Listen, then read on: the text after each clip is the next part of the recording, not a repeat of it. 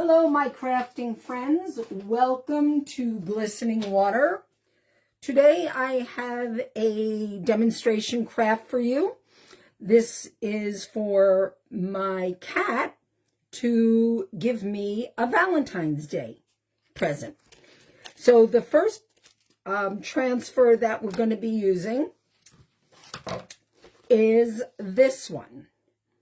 Now I have prepped my surfaces. These are an upcycled frame that I got at a thrift shop, and I've sanded down the original design, and I have used this product to paint over the original design.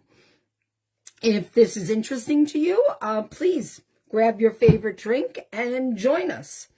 So my name is Gail, and we are going to craft. I love to craft, and today we are going to use a Chalk Couture product,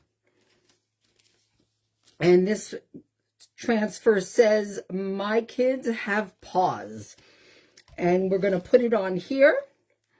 So before we do anything, we have to wax this surface. And we use this wax, or you can use a min wax, anything that will protect the surface from the adhesive on the back of the transfer. So I'm just going to put some wax down. And this doesn't affect how our product works. And there's a little glob there, and then you just kind of get some of the excess off. And this also prevents the paste from bleeding into the grain. I welcome you here. If you've been here before, thank you very much. If you are new, welcome, welcome. I am not a perfectionist. I find that mistakes are the reason for beautiful embellishments. So I hope that doesn't bother you too much if you lean towards perfectionism. But I just don't let mistakes bother me, because I always have an opportunity to try again. And that is actually the beauty of Chalk Couture, in the sense that if I don't like the way this comes out, I can wash it off and start again. So, in the interest of simplicity, I am just going to go with black paste. And then there's room over here for a picture. So this way it will go with whatever anybody's decor is. So we're just going to stick some paste on a squeegee.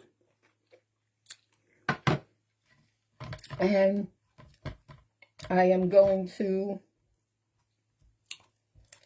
spread the paste around, pick up some more,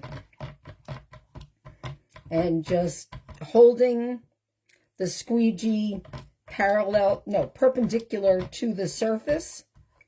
We're not lying it down this way. We want the get a sharper edge. And we know we have enough paste on the transfer when we can see the words underneath.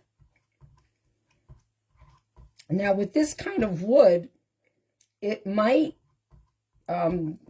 paste might get stuck in the grooves of the planks. And if that bothers you, you can always take a sharp, like an awl or even a toothpick, And you can scrape it out, but that also doesn't bother me. That's kind of just the nature of the wood. And we're just finishing this up. The hardest part and the longest part of this project was changing the wood.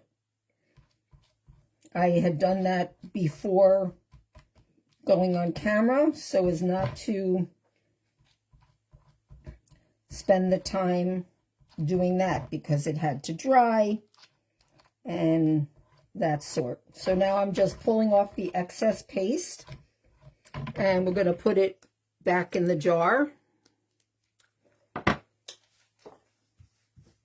And then I put that in some water, and now we're going to peel this off. And looks like,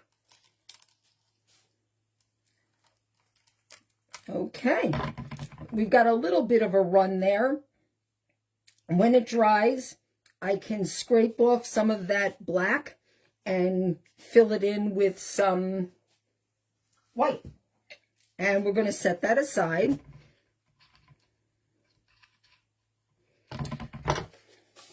And this is how it will look. I think that's very nice of Spanky to give this to me. Next project is this frame. Again, I've repurposed it. I've painted it with white and gray. And it seems that my clients lean towards simple colors. I personally am a color person, but it is true that if you just use black and white, it can go anywhere. And we do this thing called fuzzing to lessen the amount of stickiness on the back.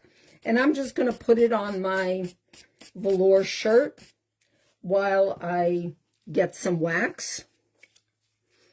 And again, wax this up. And if let's say I decided I wanted some color for Spanky,